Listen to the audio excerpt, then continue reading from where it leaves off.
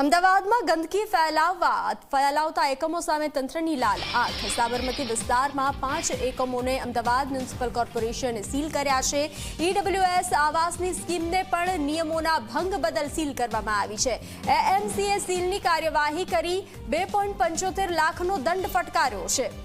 તો જે રીતે ગંદકી ફેલાવતા સામે કાર્યવાહી કરવામાં આવી રહી છે। ગંદકી ફેલાવતા એકમો સામે તંત્રએ લાલ આંખ કરી છે।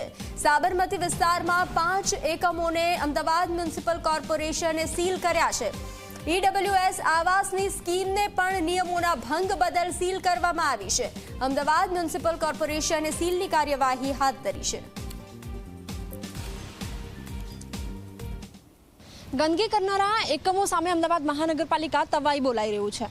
મોટેરા વિસ્તારમાં આવેલા 6 જેટલા એકમોને અમદાવાદ મહાનગરપાલિકાની ટીમે સીલ કર્યા છે, જેમાંથી એક ફેશન ફેક્ટરી પણ છે અને અત્યારે તેનું જે સીલ છે એ ખોલવાની કામગીરી કરવામાં નથી આવી। જો કે ફેશન ફેક્ટરીની સાથે સાથે મેકડી હોય કે પછી કેએફસી હોય, આવા પણ એકમોને સીલ કર્યા છે। જો કે તેમણે દંડ ભરી દેવા બાદ જે કાર્યવાહી છે તેમાંથી તેમને મુક્ત કરવામાં આવ્યા છે, સીલ ખોલી દેવામાં આવ્યા છે। પરંતુ એવા એકમો કે જેમને વારંવાર અમદાવાદ મહાનગરપાલિકા નોટિસ આપતી હોય અને નોટિસ બાદ પણ જે ગંદકી કરતા હોય એવા એકમોને સીલ કરવાની જે કામગીરી છે એ કરવામાં આવી રહી છે।